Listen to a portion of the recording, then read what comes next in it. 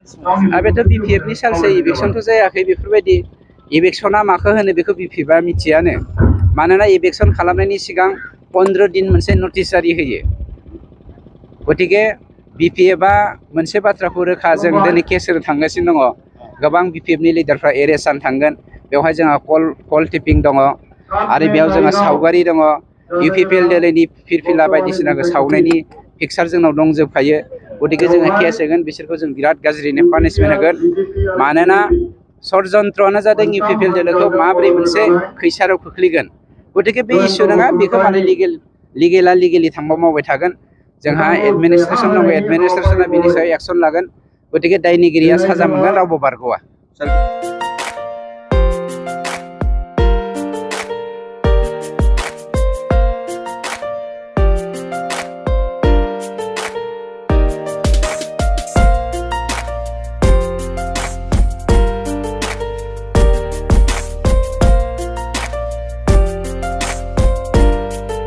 नोंथांमोनहा गावबा गावनि गथ'खौ सासे राफोद गेलेगिरि खालामनो गोसो दं नामा?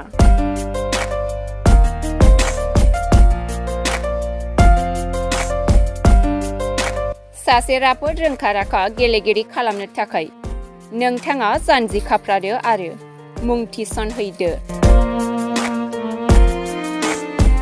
सोलिफु फोरोंसालि बलामगुरि केराटे एकाडेमि फोनांजाब राहा 8720903713 बड' हाउस केराटे एकाडेमि फोनांजाब राहा 6900451157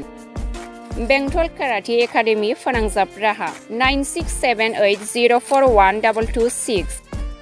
बिरानगाव केराटे एकाडेमि फोनांजाब राहा 6901341656 आरो धालिगाव केराटे एकाडेमि फोनांजाब राहा 8720903713 बैफोर मख'नाय सोलोंसालिनिफ्राय सिगांनिफ्रायनो रायजोआरि हादरारि हादर गेजेरारि थाखोनिफ्राय बान्था मोननो हानाय सोलोंसाफोर मोननो हाबोनाय सोलोंसालि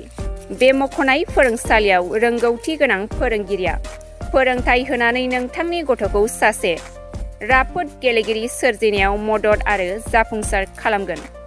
अब्ला मानोथो गोबाव खालामनो थाबैनो मुं थिसनहैदो।